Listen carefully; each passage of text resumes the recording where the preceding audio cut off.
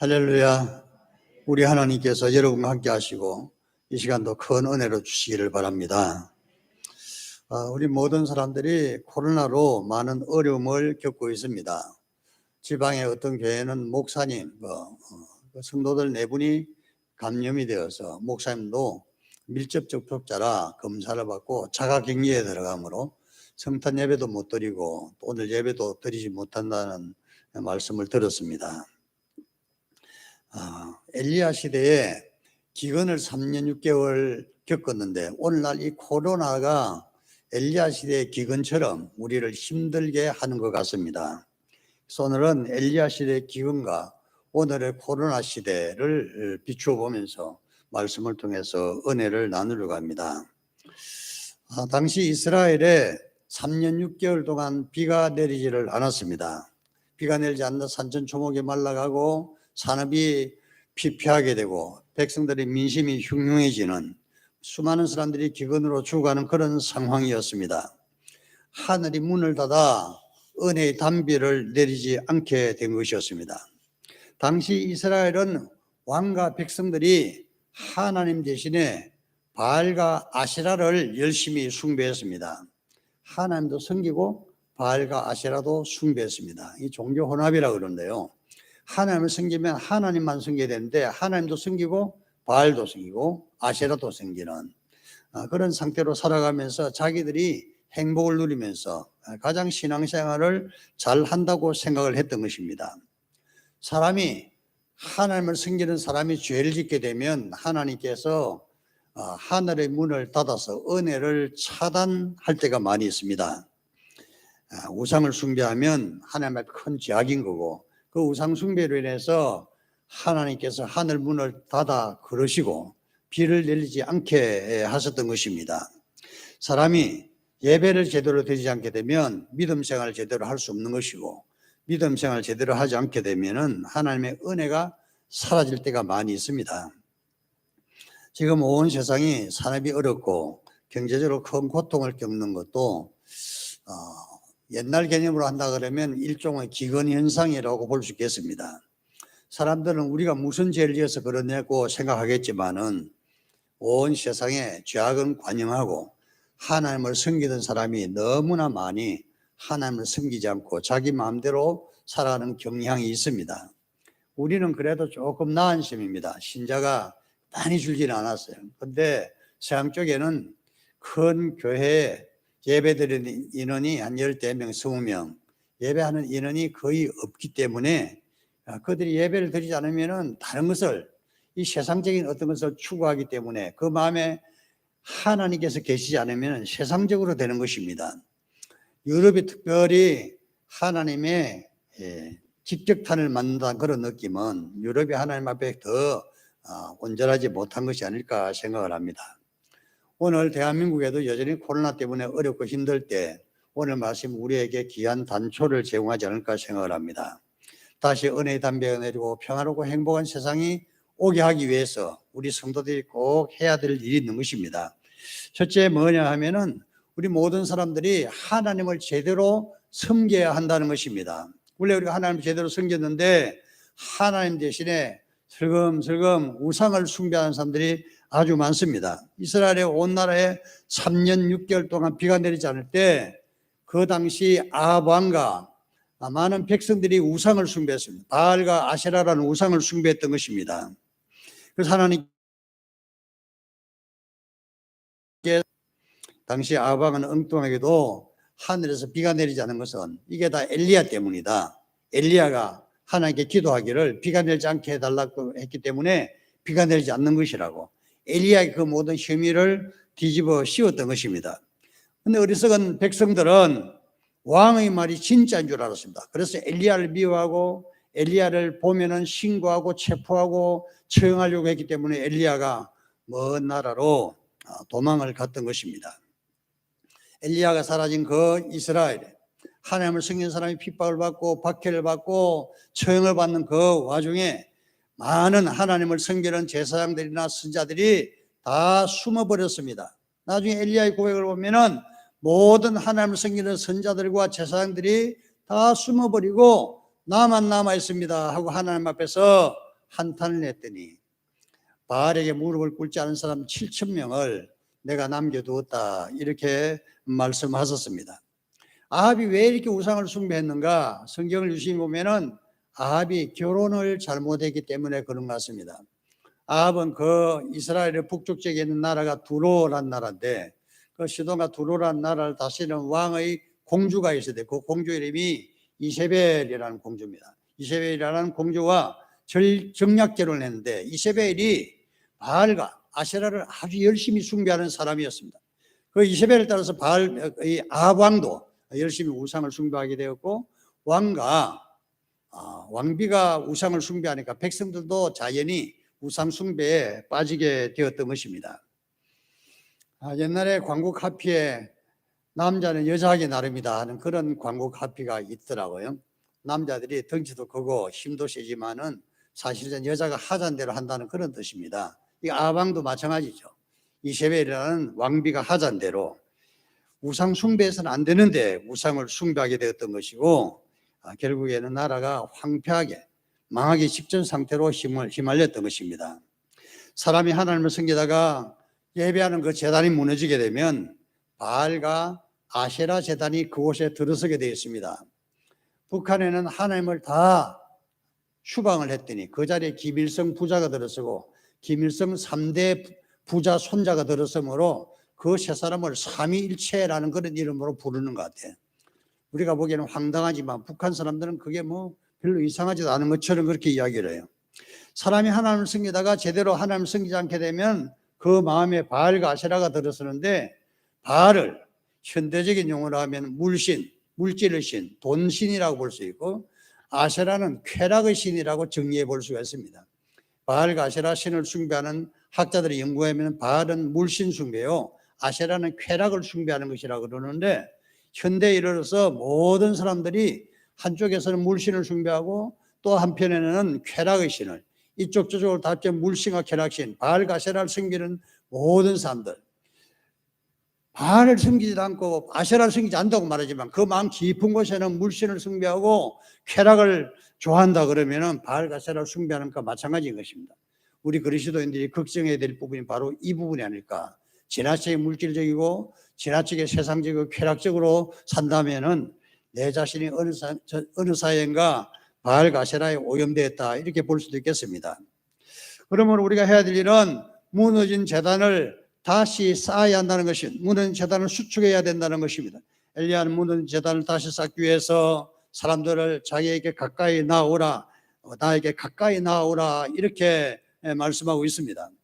선지자 이스라엘 백성들 향해서 가까이 나오라, 나에게 가까이 나오라, 이렇게 말씀하셨어요. 가까이 나오라는 무슨 말씀입니까? 아마 엘리야가 제단을 수축하는데 대부분의 백성들은 멀리서 그것을 구경만 하고 있기 때문에 구경을 하지 말고 예배하는 사람이 되어라, 예배자가 되어라 하는 그 말씀인 것입니다. 교회에 오면서 우리가 조심해야 될 부분이 바로 예배자가 아니라 예배 구경꾼이 되는 것입니다. 흔히 하는 말 중에 교회 예배 보러 간다는 그 말을 예배 구경하러 간다는 말로 생각하는데, 본다는 말이 꼭 구경한다는 것은 아닙니다. 장을 본다 그러면 장에서 할 일을 다 하는 것이죠. 예배를 본다 그러면 예배 행위 전체를 말하는데, 잘못하면 예배 구경꾼이 될 수가 있는 것입니다. 여러분들은 예배 구경꾼이 되실 것이 아니라 참된 예배자가 되시기를 바랍니다. 엘리야가 백성들에게 구경꾼 되지 마, 가까이 나오라, 이렇게 말씀을 하고서 이스라엘 지파 12명을 따라서 12개의 돌을 가지고 무너진 제단을 쌓은 것을 볼 수가 있습니다. 여기 이스라엘 12지파는 무엇을 말합니까? 이스라엘 온 가족을 말하는 것입니다. 그래서 예배를 드릴 때는 나 혼자만 예배 드릴 것이 아니라 가족 전체가 한 마음으로 하나님께 예배를 하라 하는 그 말씀입니다. 가까이 나오고 돌을 12개를 쌓은 것은 바로 하나님께 직접 내가 예배자가 되고 내 가족들도 함께 예배에 동참시키라 하는 그런 뜻인 것입니다. 엘리야는 무너진 제단을 다 쌓은 이후에 송아지를 잡아서 각을 떠서 나무 위에 올려놓았다고 말씀하고 있습니다. 송아지는 번제의 제물인데 각을 떠서 장작, 번제의 그 나무 위에 올려놓았습니다. 송아지는 만약에 살아있으면 하나님께 바치는 온전한 제물이 될 수가 없습니다. 우리 자신들이 하나님 앞에 바치지는 거룩한 예배자가 되려면 내 자신을 하나님 앞에 죽여서 바치하는 것입니다. 육신을 죽이려는 것이 아니라 내 자신의 마음속에 있는 나쁜 자아를 죽이는, 갈라디아 5장 24절에 보면 그리스도 예수의 사람은 육체와 함께 거정과 욕심을 십자가에 못 박았느니라 이렇게 말씀하고 있습니다. 이 말씀은 내 자신의 욕심을 버려야 한다는 것이고 감정을 죽여야 한다는 것이고 내 자신의 혈기를 죽여야 한다는 말씀인 것입니다. 교회를 다니고 직분도 받고 예배를 열심히 든다고 해도 여전히 자아가 살아있고 혈기가 살아있고 욕심이 살아있고 내가 중요하고 내 생각이 중요하고 내 감정이 중요하고 내 자존심을 중요하게 생각한다면 아직 자신을 온전히 번제로 드린 것이 아닙니다. 자신의 자아를 십자가에 처한 것이 아닙니다. 그러므로 우리가 하나님 앞에 온전한 예배자가 되려면 내 자신을 내려놓고 십자가에 처형해야 되는 것입니다. 그래서 갈라디아 2장 20절에 보면 내가 그리스도와 함께 십자가에 못 박혔나니 그런즉 이제는 내가 산 것이 아니요 오직 내 안에 그리스도께서 사신 것이라. 이제 내가 육체 가운데 사는 것은 나를 사랑하사 나를 위하여 자기 몸을 버리신 하나님의 아들 믿는 믿음 안에서 사는 것이라 이렇게 말씀했습니다. 내 자신을 십자가 온전히 처형할 때, 내 자신을 온전히 죽일 때, 그때 하나님께서 나를 받으시는 귀한 제물이 된다는 것입니다. 그래야 온전한 번제의 제물이 될 수 있습니다. 그래야 하나님이 받으시는 산 제사를 드릴 수가 있는 것입니다. 그럴 때 하늘문 열리고, 그래야 다퉜던 하늘문 열리고, 그래야 다시 은혜의 단비가 쏟아지게 되는 것입니다. 이 은혜가 우리 모두에게 풍성하시기를 주님 이름으로 축원합니다. 어린 시절에 호수돈 여고라는 여고에 미션 스쿨이 미국 선교사가 세운 학교인데 호수돈 여고에 다녔던 분이 있었습니다. 제가 우연히 그분을 만나게 되었는데 자신이 옛날에 미션 스쿨에 다녔다고 다니면서 그때 세례도 받았다고 그래서 요새는 교회를 안 다니더라고. 그래서 내가 세례도 받은 분이 교회를 안 다니면 어떻게 하냐고, 교회를 다니셔야 될 것 같다고 제가 그렇게 말씀드렸더니 그 다음 주일에 교회를 나오셨어요. 말씀을 해도 잘 듣는 분이라 다 나오셔서 그 주간에 저하고 집사람하고 신방을 갔습니다. 교회 바로 옆집에 사는 분인데 신방을 갔더니 조그만 집에 혼자 살고 있더라고요. 전세 3층에 살고 있는 그런 조그만 집이었습니다. 방에 들어서 놀란 것은 방에 원목에 소주병이 수십 병이 산더미처럼 재져 있어요. 술을 이제 혼자서 마신 거죠. 소주병이 그렇게 많고 그 옆에 보면 담배 재떨이가 2개나 있는데 재떨이가 또 꽁초가 산처럼 쌓여 있어요. 그 방 안에 들어가니까 담배 냄새가 얼마나 지독한지 정말 힘들었어요. 그런 불구하고 내색도 하지 않고 이런저런 이야기를 좀 해보니까 그분의 남편이 고위공직자였어요. 중앙부처에서 근무하는 고위공직자, 아마 2급, 3급쯤 되는 건 고위공직자 같고, 근데 얼마 전에 남편이 돌아가셨다 그러더라고요. 남편 돌아가실 그 무렵에서 가정경제가 파탄이 와서 이곳으로 이사를 오게 됐다는 거고 아주 초라하게 살고 있었던 것입니다.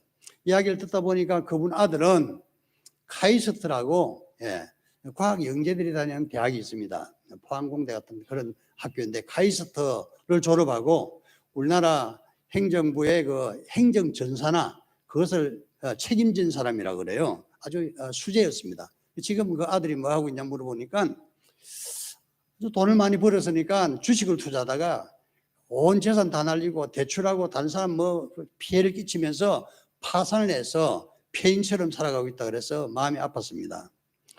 그래서 내가 그분에게 건면하기를 앞으로 신앙생활 잘 하시라, 예배를 드리시라고 건면하면서 집이 바로 여기니까 밤에 잠도 안 올 것 같으니까 새벽 기도를 열심히 다니시면 좋겠다. 새벽에 좀 5시에 새벽 예배를 나오라고.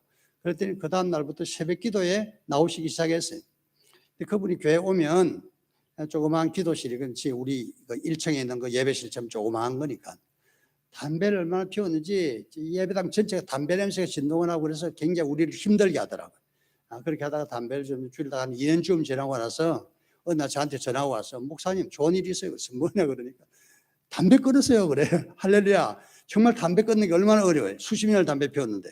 내가 그 신방 가서 물어봤으면 담배를 언제부터 피웠냐고 그랬더니 시집 와서 출산할 때 너무 아프고 그러니까 시아버지가 너 담배 한 개 피워봐라 그랬어. 그때부터 담배를 피웠대. 출산하고 나서부터 시아버지의 근육에서 담배를 피웠다. 그것도 참 희한한 일이다 생각했는데 어쨌든 담배를 교회 새벽 예배 나오면서 2년 만에 담배를 끊었던 것입니다. 그로부터 3년 후에 교회 다니 5년 후에는 또 전화가 와서 목사님 좋은 소식이 있다. 뭐냐 그러니까 술 끊었습니다 그래요.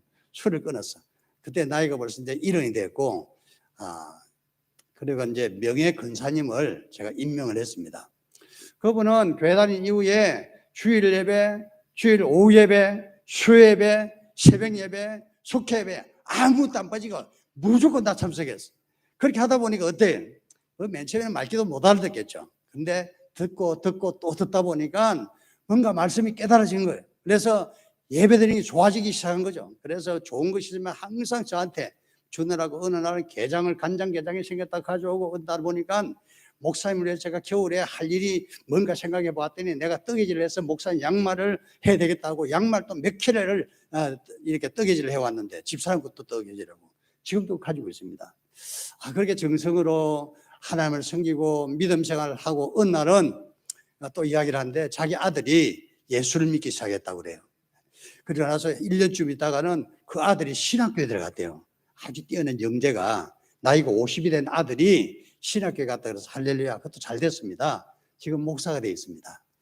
생각해 보면 이 폐인처럼 살고 있던 어떤 아주머니 백기야라는 그 근사님이 정말 황폐한 인생을 살아가다가 저를 만나고 저를 가까이 하고 또 예배를 드리고 열심히 하나님을 섬겼더니 하나님께서 지난 날들의 모든 억울한 일들을 다 해결해 주시고 그 아들도 빤듯한 모습으로 다 살아가고 그 백기야 근사님이 교회를 다니면서 점점 변화. 맨 처음에 그분을 만났을 때는요 얼굴에 지옥에서 출장 나온 사람 같았어요. 근데 얼굴이 아주 험하고 인상도 고약해 보이는데 5년 10년 교회 다닌 이후에는 얼굴이 얼마나 밝고 아름다운지 말로 다 할 수가 없습니다. 여러분 사람이 하나님을 떠나서 살게 되면 그 인생이 정말 핍절하고 황폐해지지만 다시 하나님께 돌아와서 제단을 쌓고 무너진 제단을 수축하게 되면 하나님의 은혜의 능력이 역사가 일어나는 것입니다. 이 은혜가 우리 모두에게 충만하시기를 주님 이름으로 축원합니다. 세 번째로는 엘리야는 제단을 쌓아두고 하나님 앞에 목숨을 건 기도를 드리기 시작했습니다. 번제물 제단에 올려놓고 기도했는데 엘리야의 기도가 거기에 나와 있습니다. 엘리야가 기도할 때 하나님께서 불을 내려주시기를 간절히 기도했습니다. 만약에 불이 내리지 않는다면 어떻게 될까요? 사실 엘리야는 아방으로부터 수배 명령, 지명 수배자입니다. 만약에 엘리야가 있는 곳을 알려주게 되면 엘리야를 체포해서 처형하기 위해서 준비하고 있었는데 이제 엘리야가 어느 신이 참신인지를 보자 하고서 하늘에서 불이 내린 신이 아니면 참신이 아니라고 공언했던 이 엘리야가 하늘에서 불이 내리지 않으면 엘리야는 사실 죽게 되는 것입니다. 그래서 엘리야가 간절히 기도하기를 37절에 보면 여호와여 내게 응답하소서 내게 응답하소서 이 백성들이 여호와는 하나님이신 것을 알게 하옵소서 간절하게 기도하는 엘리야를 볼 수가 있습니다. 사람이 기도할 때 편안할 때 기도를 느긋하게 할 수 있겠지만 다급해지면은 단말마의 비명처럼 기도할 때가 있는 것입니다. 베드로가 물 위를 걸어가다 물에 빠진 적이 있지 않았습니까? 그때 물 속으로 빠져간 베드로가 예수님을 다급하게 외친 소리가 주여 나를 구원하소서 하고 큰 소리를 외쳤습니다. 예수님께서 빨리 오셔서 베드로의 손을 잡으시고 물속에 빠져들어가는 베드로를 다시 이렇게 세우지 않습니까? 급할 때는 이렇게 부르짖어 기도하는데 그 베드로의 기도를 들은 주님께서 우리 모든 성도들도 다급한 어떤 기도를 하게 되면 하나님께서 들어 응답해 주실 줄로 믿습니다. 엘리야 기도를 하나님께서는 하늘에서 불을 내려주셨고 그 재물을 불태워 주셨습니다. 백성들은 모두가 다 하나님께 살아계신 것을 체험을 했고 그래서 엘리야의 하나님 여호와 그가 하나님이다 여호와 그가 하나님이다 하고 백성들이 다 인정을 했던 것입니다. 그 이후에 엘리야가 다시 하나님께 간절히 기도하기를 막힌 하늘에서 다시 비를 내리시기를 간절히 기도하셨습니까? 그랬더니 하늘에서 다시 비가 내리기를 시작했던 것입니다. 하늘에 비가 내리기 위해서 먼저 해야 될 일은 하늘에서 불이 먼저 내려야 되는 것입니다. 우리가 성령을 받게 되면 은혜의 단비가 우리 인생을 적실 줄로 믿습니다. 믿음이 떨어지고 은혜가 떨어지게 되면 예배하는 것도 귀찮고 기도하는 것도 귀찮고 힘들고 흥금하는 것은 아깝고 그렇습니다. 그럼 우리가 은혜를 받게 되면 예배가 즐겁고 말씀 듣는 것도 즐겁고 기도하는 것도 즐겁고 하나님께 헌금을 바칠 때 너무나 행복한 것입니다. 이 은혜가 우리 모두에게 충만하시기를 바랍니다. 우리가 하나님의 불을 성령을 내 마음속에 받게 되면 이 은혜가 임하는 것입니다. 여러분 예배가 즐거워지도록 여러분 마음속에 성령으로 하나님께 이 시간 내려주시기를 바랍니다. 성령의 불을 받으시기를 바랍니다. 엘리야의 기도를 듣는 하나님께서 여러분의 기도를 들으시고 여러분 마음속에 참된 기쁨과 평안을 회복시켜 주시기를 바랍니다. 기도의 제단을 회복하고 예배의 제단을 회복할 때 하나님께서는 세상 모든 사람들이 힘들어도 그 일은 지켜주시고 보여주시고 은혜를 베풀어 주시는 것입니다. 1997년도에 우리나라의 IMF 국제통화관리기금의 지배를 받게 되면서 수많은 회사들이 부도가 났습니다. 그 당시에 부도난 회사가 하나 있었는데요. 영등포 롯데백화점이 있는데 그 롯데백화점에 조명공사를 시공한 회사가 부도가 났습니다. 그래서 다시 다른 시공업체를 선정하는 과정에 제가 알고는 최인효 집사님이란 분이 시공을 하게 됐습니다. 최인효라는 집사님 제가 어떻게 알게 됐냐면 제가 서울에 있는 교회 부임하러 갔을 때에 제 전임자 목사님이 제가 말씀드렸듯이 협성대학교 총장으로 가시면서 제가 그 후임자로 들어갔는데 그 목사님이 하시는 말씀이 매주 화요일에는 이 밑에 어떤 회사에서 예배를 인도해야 될 것 같다고 그렇게 이야기를 하세요. 자기가 벌써 이야기를 해놨다고. 그래서 무슨 일이냐 물어보니까 이게 조명회사가 하나 있는데 매주 화요일 날은 목사님을 초빙해서 예배를 드린다고. 예배를 드린다고 그러면서 목사님 웃으시면서 예배 드리면요 사례비도 줘요. 근데 나중에 예배 드리니까 보니까 봉투 깨끗한 봉투에다가 안에 은행에서 갓 찍은 그 지폐를 많이 넣어서 그렇게 주시더라고요. 그래서 목사님께서 제 전임 목사님이 그것을 놓치기가 꽤 아까워하시는 것 같아요. 하여튼 그렇게 해서 예배를 매주 화요일 날 거기 가서 예배를 드리는데요. 사장이 예수 믿는다고 직원들이 다 예수 믿는 건 아닙니다. 그런데 사장님이 그 직원들에게 화요일 10시가 되면 다 여기 집합해. 예배를 일단 반강제로 드리는 거예요. 보니까 예배도 잘 드리더라고요. 예배를 하도 오랫동안 했으니까 말씀도 잘 알고 또 찬송도 잘 따라 부르고 그랬어요.